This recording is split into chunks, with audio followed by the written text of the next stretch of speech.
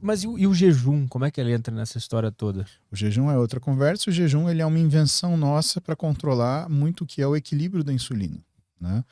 Ah, o jejum ela é uma ferramenta que é utilizada por nutricionistas em condições específicas, né? O jejum não é nem bom nem ruim. A questão é, o jejum não é solução, ele é uma ferramenta.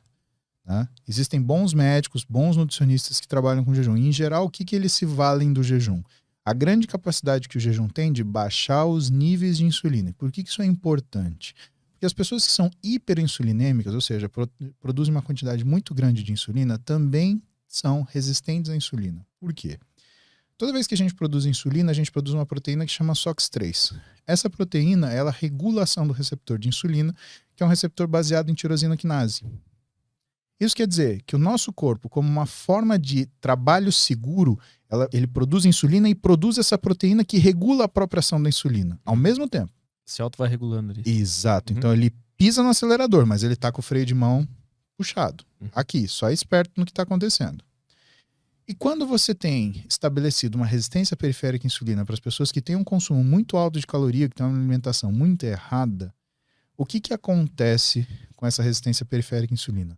Ela acelera o processo de ganho de gordura e acelera o processo de perda de músculo. Por quê? A célula muscular, sem insulina, ela diminui a síntese proteica, faz com que você tenha perda muscular.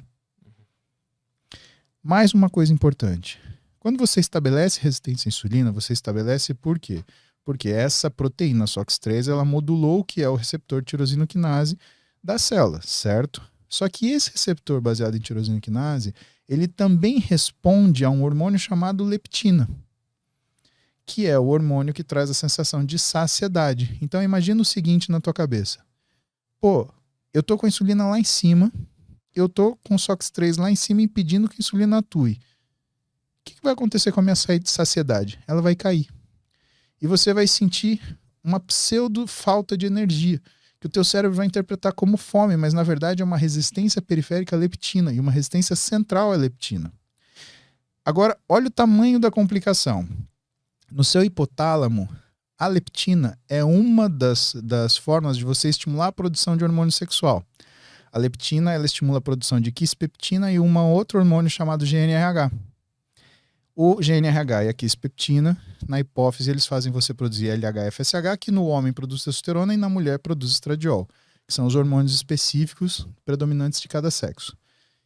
Além disso, além de você mexer com a sua saciedade, você mexe com a sua produção hormonal sexual. O que acontece com a sua velocidade metabólica? Ela tende a diminuir. Por quê? Tanto o estradiol quanto a testosterona, eles são hormônios que atuam no que é a função do nosso corpo, empurrando ele para frente no sentido metabólico.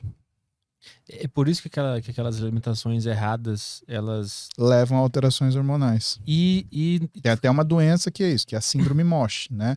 Que é o tipo de hipogonadismo masculino ligado à obesidade, que é essa tradução do MOSH.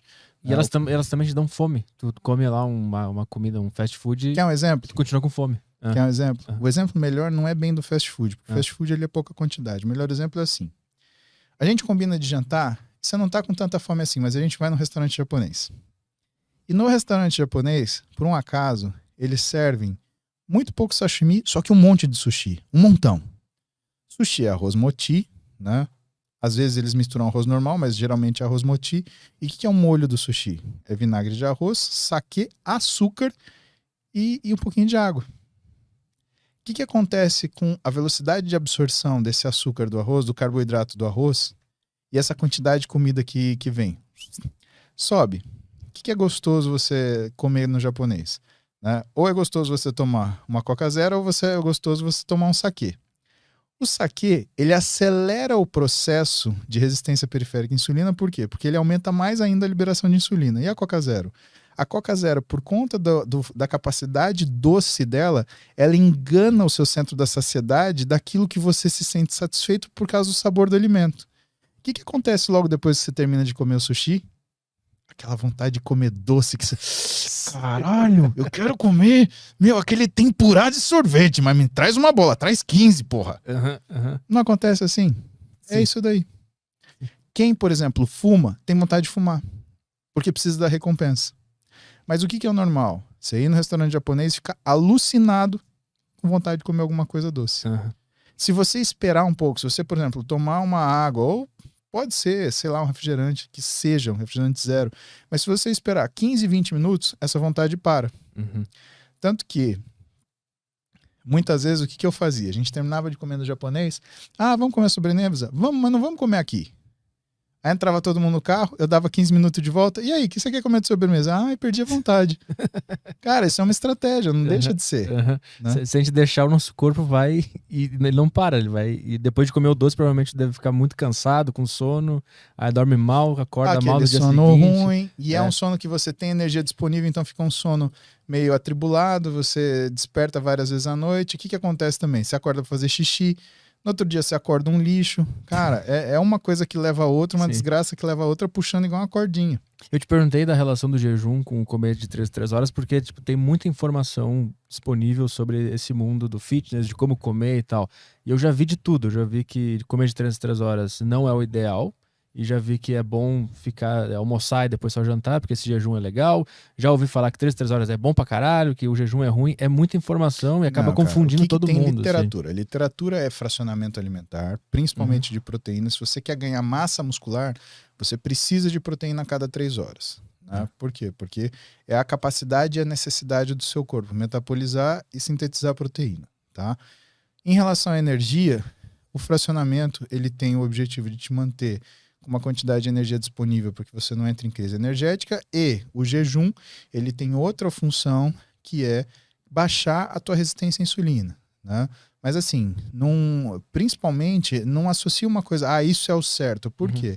Porque o físico ele tem estágios. Se você pegar um cara obeso, ele emagrece diferente de um cara com sobrepeso, que emagrece diferente de um cara eutrófico, que emagrece diferente de um cara estético, que emagrece diferente de um cara fitness, que emagrece diferente de um atleta fitness. Então são estágios. Cada um desses caras ele emagrece diferente, ganha músculo diferente. Né? Se você pegar um atleta fitness e botar em jejum, você acaba com a carreira dele. E muito provavelmente, se você pegar um obeso e botar de jejum sem ter preparo nenhum de dieta, você põe esse cara num quadro de compulsão, você vai ter que acabar com ele num psiquiatra, num psicólogo e num nutricionista.